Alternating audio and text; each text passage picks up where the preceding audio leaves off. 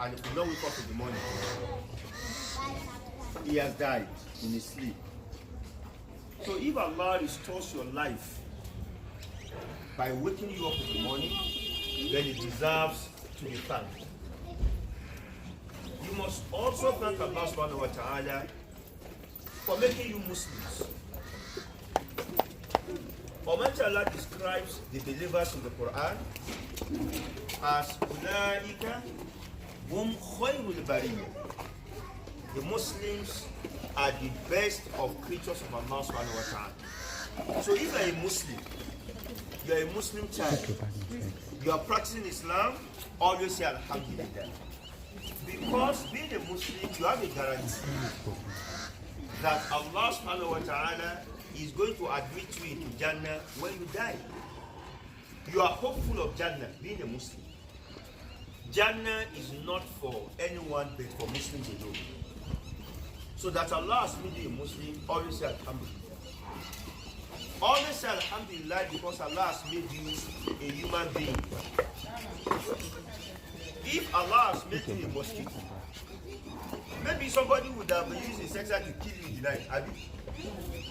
If Allah has made you a goat, maybe they would have used you for asun, they would have slaughtered you for suya. If Allah has made you a chicken, maybe they would have used you for chicken pepperoni, or what do they call it? Pepper soup, chicken pepper soup. If Allah has made you a cow, maybe they would have slaughtered you for maybe one day or wedding ceremony. Because Allah has made you a human being that has sense, you deserve to say, Allah deserves what?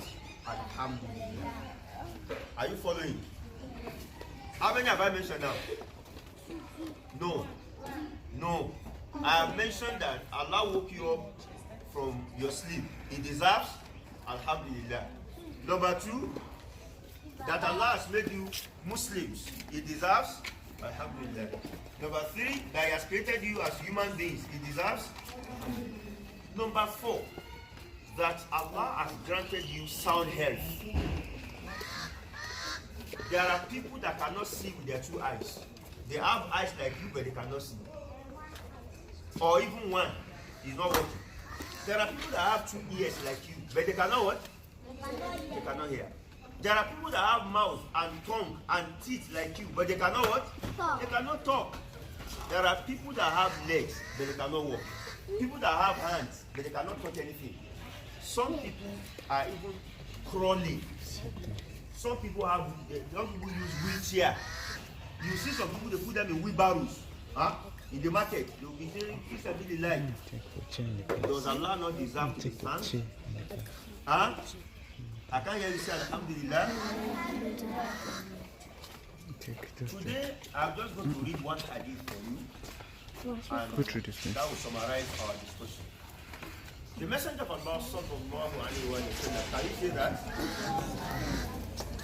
Ni'matan maghbunun fihima kathirun minan nas. Can we say together? Ni'matan maghbunun fihima kathirun minan nas.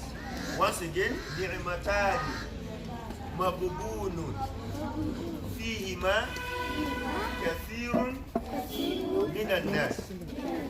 As-sihhatu, as-sihhatu wal faraj, wal faraj. What are these hadiths? The Messenger of Allah sallallahu alaihi wasallam said, there are two blessings of Allah. Blessing is called ni'mah. There are two blessings of Allah subhanahu wa ta'ala that He bestows on all His creatures. I want you to focus on me. Just look at me. There are two blessings of Allah subhanahu wa ta'ala that He gives all of His creatures. Everybody here has that blessing. Has those two blessings. And I will mention them. There is nobody sitting here before me this morning that has not been blessed by Allah subhanahu wa ta'ala with these two blessings. So ni'matani, there are two blessings of Allah that He has given everyone. However, maghbunun fihima kathirun minan nas. most people will be at loss. There is something we call profit, right? And something we call loss. Imagine that you bought something for 20 naira and you sold it for 5 naira.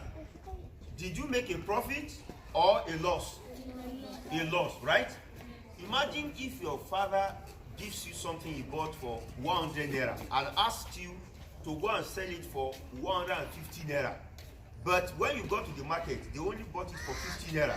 Would you be able to go back home to your father? Huh? You did not gain profit and you did not even sell the good at the exact price that he bought it. This is called loss. Because Solomon said there are two blessings of Allah that most people will suffer loss about. What are these two blessings? Number one, as-sihhatu. Can you say that? As-sihhatu. Sound health. Sound health. Wal-faragu. And free time. Free time. What does this mean? Now listen to me. When you read the Quran, there is a surah we call Surah to Tagabun. How many of you know the surah? Surah to Tagabun. Very good. Tagabun in Arabic means profit and loss. Some people will profit from their sales. Some people will be at loss. They will lose. They will lose the capital. They will lose the profit. If you profit from your sale, people will say, yes, congratulations. But if you lose, people say, oh, hey, yeah, which one do you want to be yours on the day of judgment? Congratulations or hey, yeah? How many people want congratulations? How many people want hey, yeah? Nobody wants hey, yeah. If you don't want hey, yeah, then these are these that we want to learn from this morning. Pay attention to it. Almighty Allah created us in this world to come and labor, to come and work for the hereafter. I told you in my first lecture that the lifespan of man in this world is very short, right? Yeah. That no matter how long you live on the surface of the earth, you are going to live beneath the earth times 10 of it. Did I mention that? Yeah. So Allah created us in this world. This world is like a marketplace. Everybody comes into the market to buy and to sell. And then in the evening, people will go back home. If you go to the market in the morning, like Monday market, it will be buzzing with people. Everybody is coming there, opening shop, displaying their wares. If you go there at night, you will not see goat there. Everybody has gone where? They have gone back to their homes. That is the example of this life. Everybody is here now, buying and selling. In the evening, everybody will go back home. That home is the grave where we will die. What will matter at the end of the day is how much sales and profit you have made while you live. Are you following now? So when Allah created you, He gave you 2 eyes to see, He gave you 2 ears to hear, He gave you a tongue to talk, He gave you your limbs to walk, to observe salat, to do charity, to obey your parents, to fast in the month of Ramadan. If you have money to go for Hajj, among other things He asks us to do. Everything you do is being quantified by the angels. I told you there are 2 angels writing, right? What is the one on the right writing? Good deeds. What is he writing? Good deeds. The one on the left, what is he writing? Bad deeds. Bad deeds. If at the end of your life, the paper with the angel on the right is filled up, and the paper with the angel on the left is not filled up, you have profited in your life. You have gained. You went to the market, you were able to buy and sell and make good profits. But if at the end of your life, the paper with the angel on the right is not filled, not even half sheet, but the angel of the left has a whole textbook on you, then it means you have what? You have not gained. You have only gathered loss. This is what Prophet is telling us. On the day of judgment, Almighty Allah says in the Quran, فَمَنْ ثَقُلَتْ مَوَازِينُهُ. You have read the ayah before? فَمَنْ ثَقُلَتْ مَوَازِينُهُ. Whoever scale is heavy. The scale Allah is talking about is the scale of good deeds. You went to the market, you bought food, you bought everything. Your scale is now very heavy. Almighty Allah says, these are the people that will enter Jannah.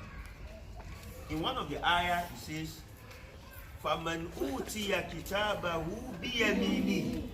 Whoever was given his result sheet with his right hand, whoever receives his result sheet with his right hand, on the day of judgment, people will be given their result sheet either on their right hand or on their left hand. You know, after examination, the teachers will call you and say, on Tuesday, come and collect your result sheet, right? They will give you a brown envelope. Is that correct? Yeah. This envelope will contain all your examination scripts and then the final report sheet, right? Yeah.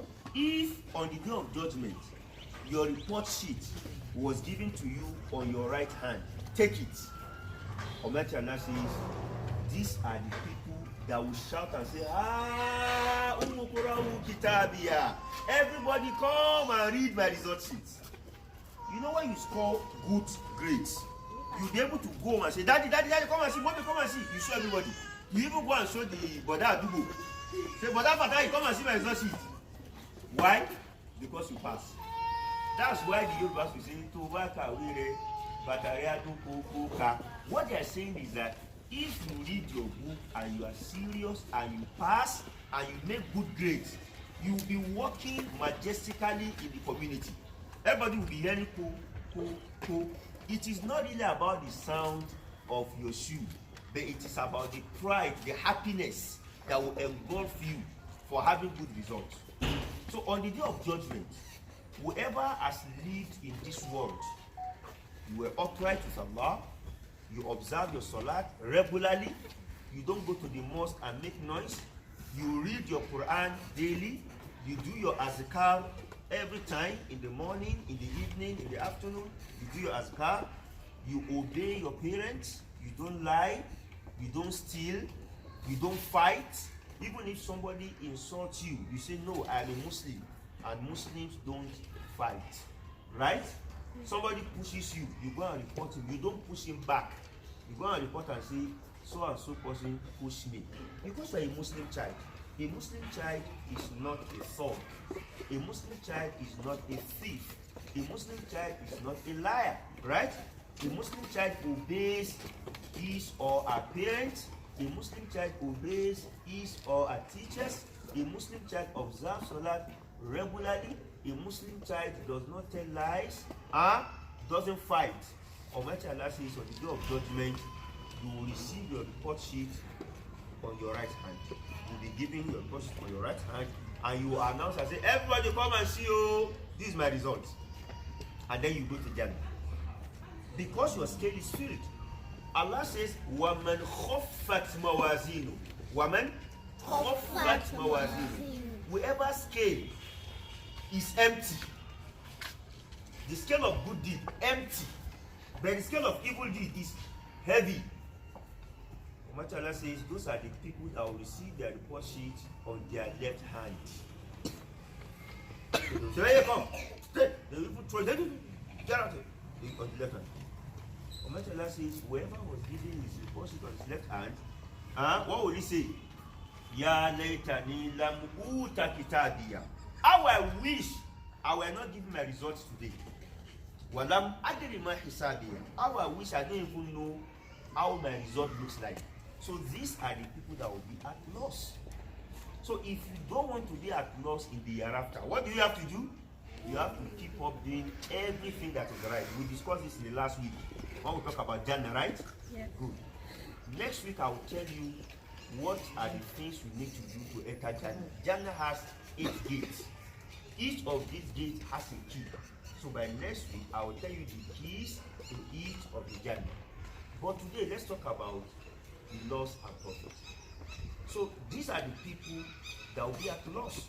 Because Solomon said, Most people. What does most people mean?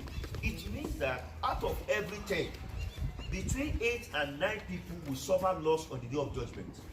Do you want to be among them? No. Absolutely no. They will not be among them. So in order to not be among them, the Prophet said there are 2 things you must take care of. Number 1, as-siha. What do you call it? Sound health. Now that all of you are healthy, you can move your limbs. Your eyes are sharp. Your ears are sharp. Your hands and your legs are moving. The things you need to do with your sound health to ensure that you profit with them on the day of judgment are: number 1, use your eyes to recite the Quran always. Is that right? Use your eyes to read the Quran always. Do not use your eyes to watch evil things. Do not use your eyes to do what? Evil things. Anything that is bad, don't use your eyes to watch it. If people are watching it, stay away from it. Some of the bad things include movies, especially the ones that are not Islamic movies. There are Islamic-oriented movies that will teach you how to pray, obedience to parents, among other things, right? There are also educational movies. These are videos that teach you maybe mathematics or English or social studies or any of the subject that you are being taught in school, right? But there are bad movies, African magic movies, whether it is Yoruba or Hausa or English. They don't teach good morals there. What they teach there are evil. Either it is magic, either it is prostitution, either it is armed robbery, among other things. If you don't want to be at loss on the day of judgment, these your 2 eyes must not do what? Must not watch such movies. Don't watch such things. Even if everybody is watching it, tell them it is wrong and go back to your room. Do not watch, even when walking on the road, do not look at things that are haram. Today we live in a society where people dress in a very bad manner. When you are walking on the road and you see people like that are not properly dressed in their hijab, don't do what? Don't look at them.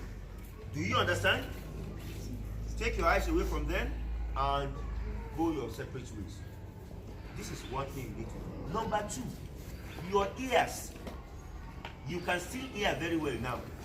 A time is coming when the level of your hearing will reduce because of age. People will have to repeat what they are saying twice before you can hear them.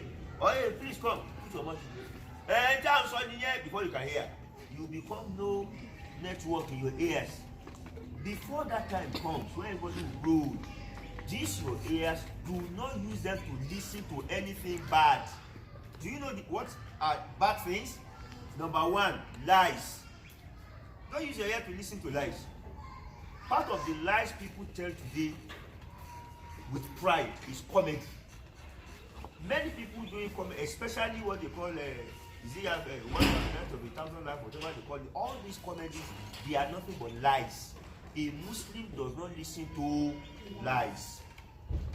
Number 2, music.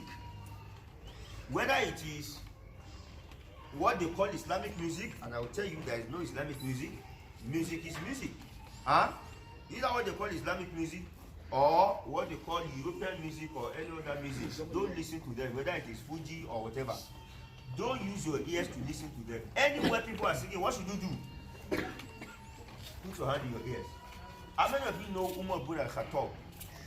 He has a song called Abdullah ibn Umar. Abdullah ibn Umar, anytime he hears people singing, this is what he does. He puts his hands in his ears. Because your ears must not be used to listen to music. Do you understand?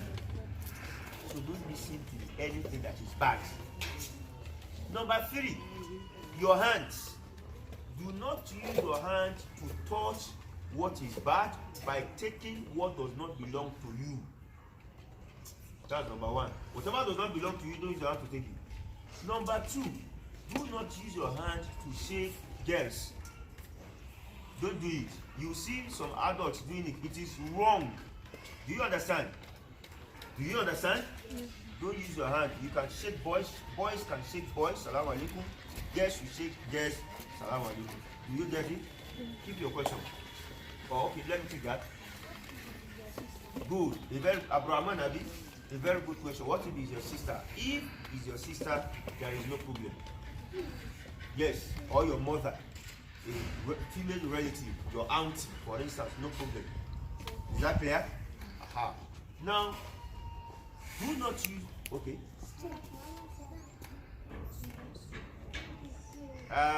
No, it is Abdullah ibn Umar that used to play this.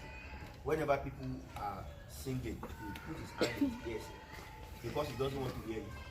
So, do not use your feet to walk to places where Allah has prohibited. For example, and I'm saying this because there are some parents that are very careless. They go to wedding ceremonies, naming ceremonies, or any other ceremonies where music is being played, right? And they take their children along. These children are being exposed to wrong things because they will get to hear the music there, right? They will get to see adults dancing. It is wrong. It is wrong. So do not use your leg to go to places like this. I hope you'll be able to find time to also speak to your parents so that they know the implications of some of these things that they do. So this is what it means to use your health wisely. Use your health wisely. If you use your health wisely on the day of judgment, you will not be among those that use. And the second thing the Prophet will mention, which is the final discussion, is al-farad. And what? Al-farad means free time. What is free time? This is when you are not busy yet. Everybody has free time. Allah created 24 hours in a day, right? And you have to pray how many times in a day? 5 times. Can we just assume, how many minutes does it take your imam to finish 4 rakat of prayer? How many minutes? 8 or 7 minutes. Any other person who has an idea? 5 minutes. Any other person? 30 minutes. Your imam. I doubt if your imam can pray 30 minutes for 4 rakat. 6 or 7 minutes. All right. 8 or 9 minutes. Okay, let's dash your imam 20 minutes per salat. Abi, is that okay? 20 minutes per salat, right? So let's say the imam prays Subhi prayer 20 minutes, Zuhri prayer 20 minutes, Asri 20 minutes, Maghrib 20 minutes, Isha 20 minutes. That is 100 minutes, Abi. 100 minutes means 1 hour and 40 minutes, right? 1 hour, 40 minutes. How many hours do we have in a day again? So if we take out 1 hour, 40 minutes, how many hours do we have? Thank you. 22 hours, 20 minutes, right? 22 hours, 20 minutes. That 22 hours, 20 minutes is your free time. Is your what? Free time. Now, which one is higher? 1 hour, 40 minutes or 22 hours, 20 minutes? Which one is higher? Which one is higher? 22 hours, 20 minutes. So, which one is more? Which one is more? 1 hour or 22 hours? 22 hours. It means that you are only worshiping Allah for a very small fraction of your time. The bigger fraction of your time, you are what? You are free. What are you doing during these 3 hours? The Prophet said, most people will be at loss concerning their 3 hours. Because in their 3 hours, they are doing nothing that will benefit them in the hereafter. What they are doing are plays and amusement and entertainment. So if you want to be one of the people that on the day of judgment, you will receive your result sheet on your what? Right hand, and you'll be able to what? Celebrate and announce, hey, everybody come and see my book, come and see my result, I'm happy. What do you have to do? You have to maximize your free hours. So if you are praying for just 1 hour, 40 minutes, in your free hours, what are the things you can do to take advantage of them? Number 1, reciting the Quran. It should be during these 3 hours that you're reciting the Quran. Number 2, obedience to your parents during these 3 hours. When you return home from school, what are the things you are supposed to do? Assist your mother in the kitchen. Assist your mother in the kitchen. Even if your mommy did not call you to come and help her, what are you supposed to do? You are supposed to ask her, Mommy, what can I help you to do? Is that clear? For those of you that are a bit older, how can you assist your mommy in the morning? By bathing your younger ones. You bathe for them. Not your mommy will be the one doing it. When your mommy is in the kitchen cooking and the room is dirty, what are you supposed to do? Sweep the room. When there are clothes scattered in the room, everywhere, what are you supposed to do? Pick them and arrange them properly in the wardrobe. Do you understand? If you are a bit older, for those of you that are a bit older, you can also assist your daddy in washing his car, right?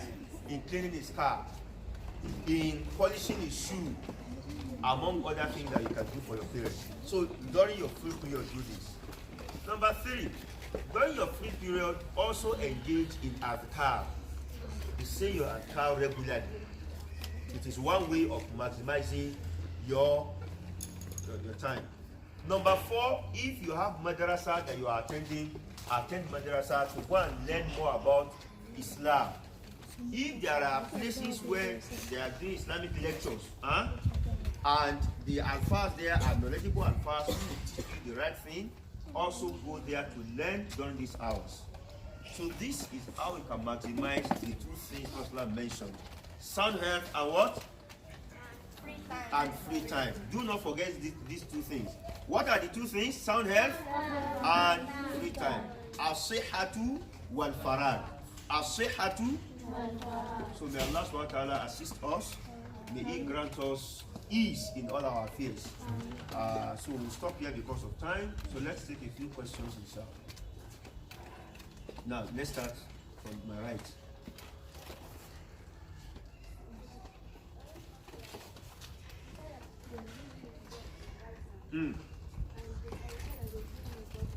Yes.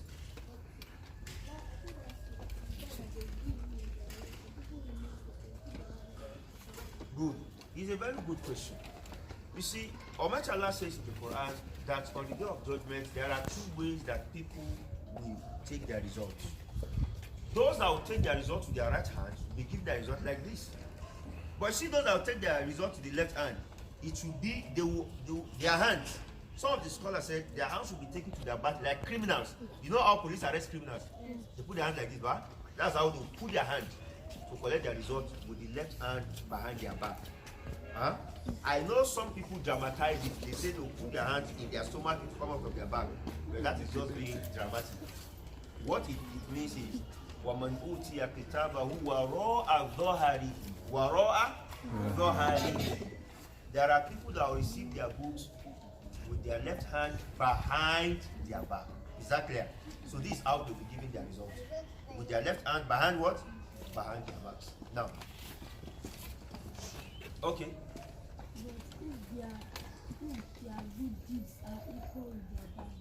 Very good question. There are 3 categories of people on the day of judgment with regards to good and bad deeds. Those whose good deeds will outweigh their bad deeds, right? Allah will put them in Jannah. There are those whose bad deeds will outweigh their good deeds. Where will Allah put them? A'udhu billah. A'udhu billah. Put them in Jannah. There are those people whose good deed and their bad deed will be equal like this. The good did not outweigh the bad will not outweigh the good. For those people, there is a place we call Al-A'raf. Al-Madha? There is a chapter in the Quran called Suratul A'raf. Quran chapter 7. Suratul A'raf. Those people will be put there for some time. So Almighty Allah will place them there for some time. It's like they are somebody that is seeking admission to the university and his result is not up to what will take him there, right? So they will say, let us put him in probation or go and do a course, like a remedial course. So those people will be there, like people in remedial, and after a while, Allah subhanahu wa ta'ala will show His mercy on them and put them in Jannah, inshallah. Many of them will also receive the Prophet's intercession. Prophet Muhammad Sallallahu Alaihi Wasallam is going to intercede for them and say, Allah, please allow them to go to Jannah. Do you understand? So that is what will happen. Now,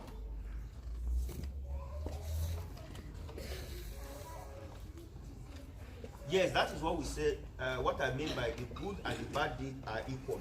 So for those people, Allah will put them in a place. They will not be in Jannah, they will not be in hellfire for a while. Then after that, Allah inshallah is going to put them in Jannah. Now, And you said your sister when she said very good question. You see, one thing about the rule of Islam is that it has given certain exceptions to some situations. For example, a father and a daughter.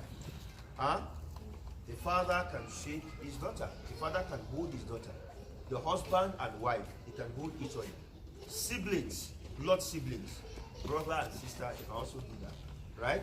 But it will not be to the level of intimate. For instance, if you have a small daughter that has not attained puberty, the father can even kiss her on her lips. But once she attains puberty, then this should be avoided, right? Because now she has attained puberty, she has feelings. So it should be avoided. It's the same thing with the brother and sister. They can shake each other, but it should just be like normal one, not the one that exists between the husband and the wife. So they can still shake each other even at that age. But if it can be avoided, it is better inshallah. But it is not haram for them. Now,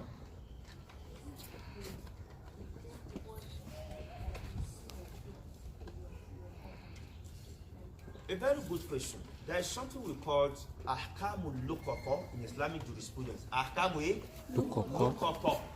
Lukoko means a lost but found item. In the Sharia of Allah subhanahu wa ta'ala, whoever finds an item that does not belong to him should not take it except with the intention of declaring it. So if you find a phone on the floor, for instance, don't take it. It is not your own. But if you must take it, then it has to be on one condition. What is that condition? You have the intention of declaring it. In the Sharia of Allah, the declaration has to be for 1 year from the day you saw it. So for 1 year, you go to radio station, you go to television station, you go on the social media, you go to the newspaper, to declare that I saw a phone, Samsung A53 5G. Whoever owns it should come forward to claim it. For 1 year. After 1 year, if the person does not show up, then it belongs to you. A man came and said, Ya Rasulullah, O Apostle of Allah, what if I saw a sheep? It is either you take it and announce it, for a period of a year until the owner finds it, or another person takes it and announces it, or a wolf sees it and eats it. Do you understand? So, Prophet now told the man that when you find something on the floor and you decide to pick it, then you have a responsibility of announcing it for a whole year. After the 1 year, if the owner comes, you give it to him. If the owner does not come, فَشَأْنَكَ بِهَا. Whatever you do with it, no problem. But if after you have used it, let's say it's money, you found 10,000 on the floor, you are announcing for 1 year, nobody showed up. After 1 year, you use it to buy suya and shawarma. And then the person later came, you have to refund the person. Do you understand? So that is that about lost but found items. So if you see anything in your compound, take it to your parents and give it to them. Let them be the ones to announce whoever might have lost it. Now,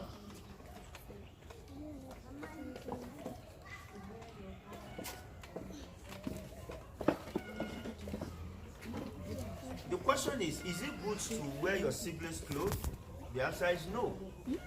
The answer is no. Do not take what doesn't belong to you. Do not wear what is not yours. If you are in need of a cloth to wear Why not speak to your brother? Why not ask your sister? Why not take permission from him or her and say, sorry, can I wear this your clothes? Can I wear your cap? Can I wear your sandal? Can I wear your shoe? Can I take your biro? The Muslim child does not take what does not belong to him or her, right? Did I say that earlier? The Muslim child takes permission from the owner before he takes what belongs to another person. So do not wear the clothes of your siblings. Do not eat their food. Do not take their water. Do not take whatever belongs to them unless they give you permission to do so. Is that clear? Another person? No. Someone else? Anybody? Now.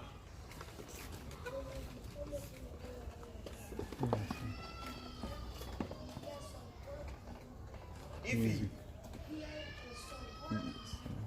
the Prophet ﷺ prohibited singing. So if he hears people singing, he will tell them that what they are doing is wrong and they will stop doing that. Right?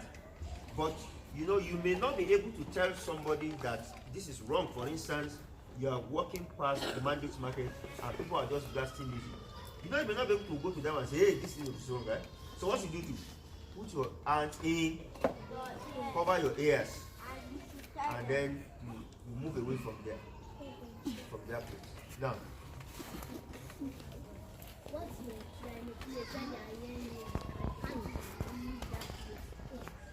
you can't leave the place. Why can't you leave the place? Just give me an instance. Why is it that you cannot leave the place? Huh? Why would you like this song? You say it is wrong. Oh, your parents took you to a wedding ceremony and they are blasting music there. Well, I hope you'll be able to find a place to hide until the music is over. But if you cannot, just hate it in your heart. And when you get home, discuss with your parent, right? So when you get home, discuss with your father or with your mother. Tell him or her that dad or mom, the place we went to this morning, we were playing music. Our father said music is not permitted in Islam. The next time, can we not go to that place again? You understand? You don't shout at your parents, right? You don't raise your voice. What do? You speak to them gently, calmly, with love, right? So you just talk to your mom and say, can we avoid such places in the future? I really don't like going to some places. So that's it. Now.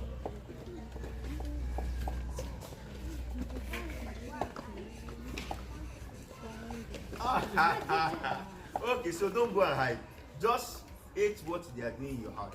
He said, what if you go and hide and one thief come and steal you from you? So just stay with your parents, okay? Stay with your parents, but let your parents also see your face that you really don't like this. Then when you get home, you can just have heart-to-heart discussion with your parents and let them know.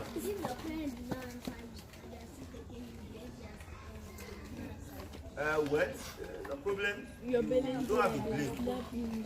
If you say you are not going, for instance, and they will not force you to go there, then you may decide to say, I will not be able to follow you there. But if there is nowhere you can go, everybody in the house is going there, and they will not leave you alone in the house, so you have to follow them. And just, well, not every parent will allow you to go to your neighbor's place. That's correct, right? Not every parent will allow you to go to your neighbor's place. So what do? You just have to mind the situation. Huh? My grandma is in the village, for instance. My grandma does not stay here, so where would I go? My grandmother is in the village. No, that may not be easy. That will be very practical. That may not be an easy option. Now, Paul, you see, that's another good question. Your house may be very close to a barber shop, and the barber always blasts music. So God help you. Maybe your parents can go and discuss with the barber. If you discuss with your dad, and say, Dad, this guy is always blasting music. Music is not good. So your dad may go and have a discussion with him, tune it down. If he cannot switch up completely. It's even possible that you enter a Kekena bed. And even Okada people now have the music. You climb Okada and you still be playing music. So may God help us. We live in a situation where sometimes it's just difficult to avoid some of these things. But you only have to try your best. Just try your best to avoid them. They allow for you whatever mistakes happen. Now,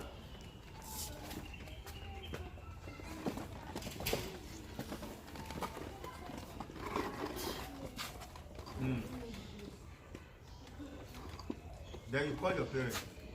Now, What did you say? what? We'll find a solution to that.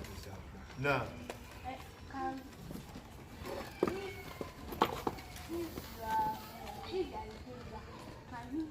you lie so that you can say okay, a very good question. Very good question. Yes, lying is haram in Islam. Almighty Allah subhanahu wa ta'ala prohibited lying, and the Messenger of Allah sallallahu alaihi wasallam said in so many of his ahadith that lying leads to evil deeds. He said, "Iyyakum wal kadhiba fa inna al kadhiba yahdi ila al fujur." Beware of lying, for lying leads to evil deeds, wal fujur yahdi ila nar, and evil deed leads you to hellfire. Right? And he said, "You always speak the truth." The Prophet ﷺ said, ولا يزال الرجل يكذب ويتحرى الكذب حتى يكتب عند الله كذابا. A man will continue to lie until Allah will ask the angels to write his name in the list of the liars. Amen. But there are 3 instances where lying is permitted in Islam.